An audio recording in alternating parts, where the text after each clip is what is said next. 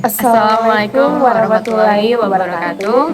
Kami dari kelas F3, perkenalkan nama saya Andi Aini Nazul Azhar, NPP 331006 dan Saya Permata Jovita, NPP 330755. Pada video ini kami akan menjelaskan tentang kemiskinan yang ada di negara Ethiopia.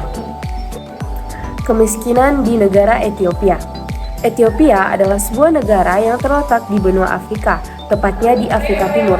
Ethiopia adalah negara yang terkurung daratan, yaitu negara yang tidak memiliki wilayah laut dengan luas wilayahnya yang sangat luas. Jumlah penduduk di Ethiopia adalah sebanyak 105.350.020 jiwa.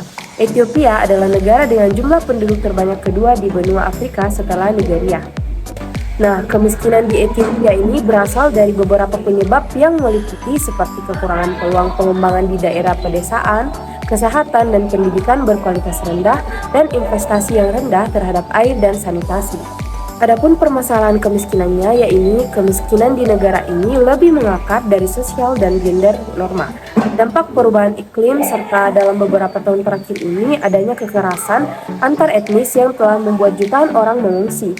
Dan pada tahun 2020, 8,39 juta orang di Ethiopia dan 4,53 juta diantaranya ini anak-anak yang membutuhkan bantuan kemanusiaan.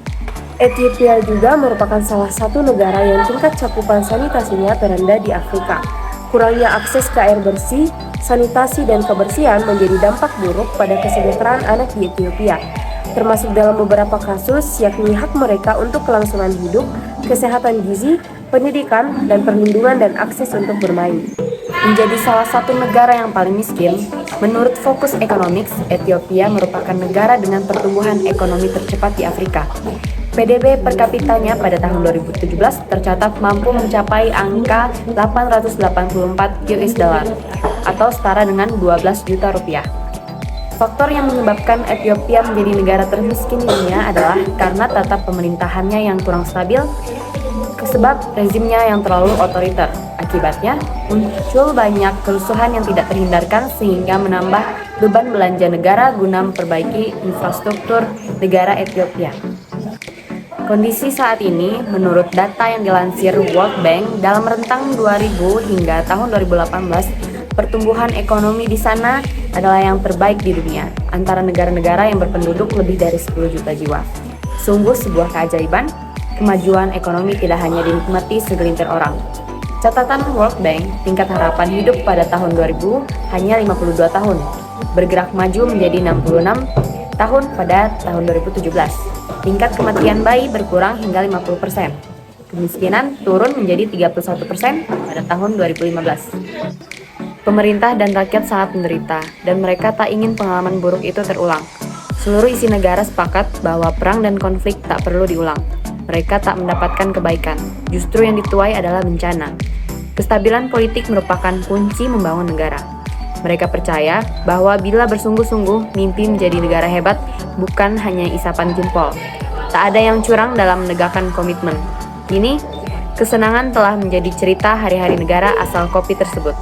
Pemerintah Republik Demokratik Ethiopia menjadikan Republik Rakyat Cina atau China Mainland sebagai sumber inspirasi.